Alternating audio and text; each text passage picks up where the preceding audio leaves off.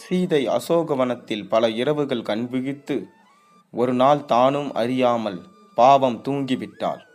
அசோகவனத்தில் தவித்து கொண்டிருந்த காலத்தில் சீதைக்கு அடிக்கடி லக்ஷ்மணனுடைய ஞாபகமே வரும்.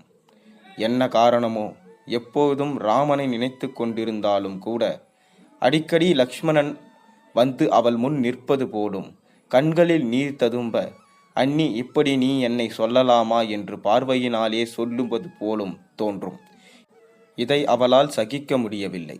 சிறைப்பட்டு கிடக்கும் துக்கத்தை விட இது அவளை அதிகமாக வருத்திற்று. ஐயோ, தம்பியை சொல்லக்கூடாத சொல்லை சொல்லி ஒரு குற்றம் அறியாத அவன் மனதை நோகச் செய்தேனே. அரக்கன் என்னை தூக்கி வந்த பாவத்தை விட தம்பிக்கு நான் செய்த பாவமே பெரிது என்று எண்ணி பரிதவித்தாள். இவ்வாறு நினைத்து நினைத்து வருந்தியதால் அவள் அன்று கண்ணயர்ந்தபோது கனவில் திடீரென்று லக்ஷ்மணன் அசோகவனத்தில் வந்து குதித்தது போல கண்டான். லக்ஷ்மணன் கண்டதும் சீதைக்கு ஒரே சந்தோஷ பரவசம், தாங்க முடியவில்லை. "ஹா, வந்தாயா தம்பி, நான் பட்ட கஷ்டமெல்லாம் கனவா?" என்று ஆனந்த பாஷ்பம் சொரிந்தாள். "வந்துவிட்டேன் மன்னி, இனி பயமில்லை, துயரமில்லை. நான் உன்னை விட்டு போவதும் பெரும் பாவம். நீ என்னை மன்னிக்க வேண்டும்" என்றான் லக்ஷ்மணன். பிறகு சிரித்து கொண்டு, "ஆனாலும் மன்னி, நீ என்ன மூர்க்கத்தனம் செய்து விட்டாய், எவ்வளவு ஆபத்தாயிற்று" என்றான். லக்ஷ்மணன் அப்போது சிரித்த சிரிப்பு காலை பனி மேல் சூரிய கிரகம் பட்டு காட்சியளிப்பதாக இருந்தது. துக்கமும் கண்ணீரும் சிரிப்பும் சந்தோஷமும் கலந்த அந்த சிரிப்பின் அழகை எப்படி எழுத முடியும்? "நான் செய்தது தவறுதான் தம்பி, ஆனால் நீ என்னை அப்படி தனியாக விட்டுவிட்டு போகலாமா? நான் என்னதான் திட்டினாலும் நீ அண்ணனுக்கு செய்த பிரதிக்கை தவறலாமா? நான் தான் புத்தி கெட்டு போய் வாயால் சொல்லக்கூடாத பேச்சை சொன்னேன். அதற்காக நீ உன் அண்ணனுக்கு கொடுத்த வாக்கை மீறலாமா?" என்றாள் சீதை. "என்ன வாக்கு? என்ன பிரதிக்கை? ராமனுக்கு ஏதாவது நீ வாக்கு தந்துட்டாயா?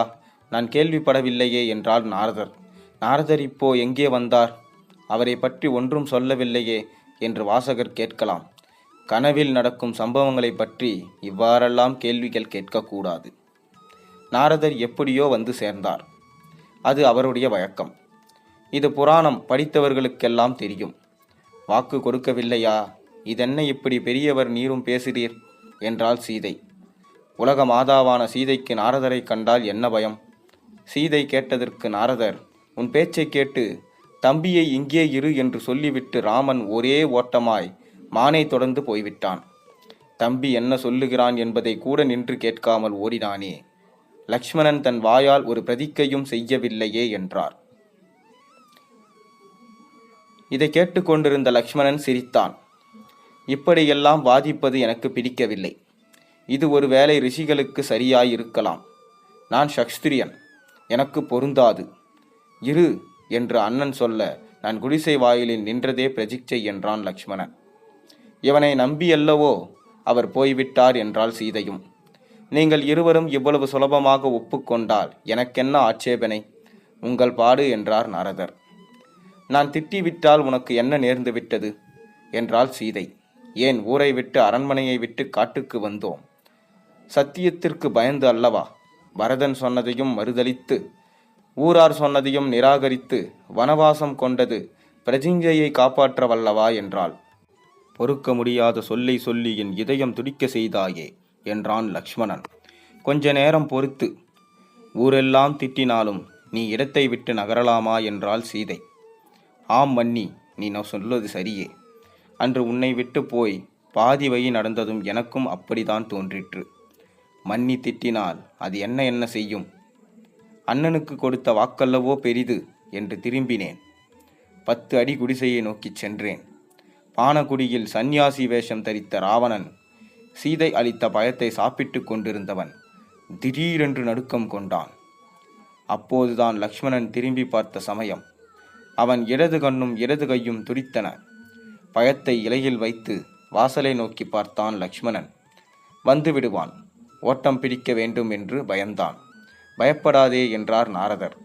இந்த பொல்லாத ரிஷி மறுபடியும் அங்கே எப்படியோ வந்து கலந்து கொண்டார். இதென்ன கதை? புது தினுசாக இருக்கிறது. கோர்வை இல்லாமல் உளறலாக இருக்கிறது. அசோகவனம் எங்கே, பானகுடி எங்கே? ஆட்சேபிக்க வேண்டாம். கனவு, அதிலும் மகாசோகத்தில் மூழ்கியிருந்த சீதையின் கனவு. அதற்கு வரைமுறையும் எதுவும் கிடையாது. 10 அடி நடந்தேன் குடிசைக்கு திரும்பி போக. மறுபடி மன்னி கோபத்தால் சிவந்த உன் கண்களும் சுருங்கிய நெற்றியும் என் கண்முன் வந்து நின்றன. ஓ, போகாமல் வந்துவிட்டாயா துஷ்டா என்று காளியின் அவதாரமாக நீ சீறி பாய்ந்தது போல் கண்டேன். மறுபடி திரும்பினேன். அண்ணனுக்கு கொடுத்த பிரஜிக்கை தூர ஓடிப்போய் விட்டது. நீ சொன்ன வார்த்தைகளும் என்னுடைய அகங்காரமும் புத்தியை மயங்க செய்தன. எவ்வாறாயினும் ஆகட்டும், மானமல்லோ பெரிது என்ற பல்லை கடித்துக்கொண்டு மாயமான் குரலை தொடர்ந்து சென்றேன். ஐயோ என்றாள் சீதை. அப்போது நீ வந்திருந்தால் நான் பிழைத்திருப்பேனே என்றுதாள்.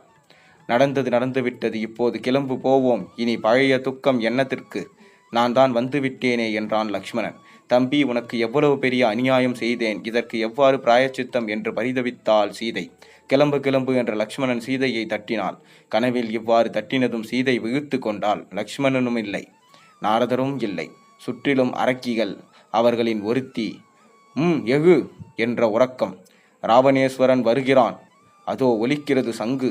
அவன் சொல்லுகிறபடி செய், மூர்க்கத்தனம் பண்ணாதே. ராமனும் லக்ஷ்மணும் கடலுக்கு அப்பால் அலைந்து கொண்டிருக்கிறார்கள்.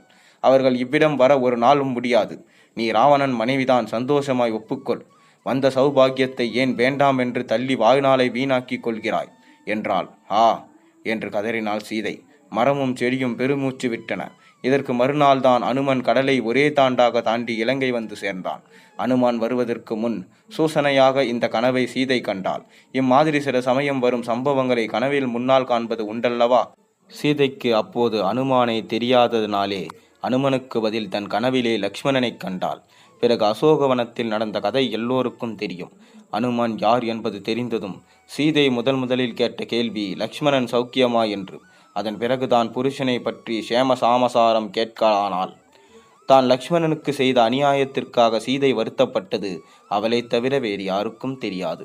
யாரிடமும் சொல்ல முடியாத வருத்தமே கொடிய வருத்தம் அல்லவா? சீதை பட்ட துக்கத்தை எல்லாம் நினைத்து நாமும் ஓரளவு நம்முடைய துக்கத்தை மறக்கலாம். அனுமன் சிரஞ்சீவி என்கிறார்கள் பெரியோர்கள். அதாவது இப்போது எங்கேயும் நமக்கு உதவுவதற்காக இருக்கிறான். துக்கம் ஏற்பட்டால் ராமா ராமா என்று சொல்லிக்கொண்டு பொறுப்போம், அனுமான் வந்து நிவாரணம் செய்வான்.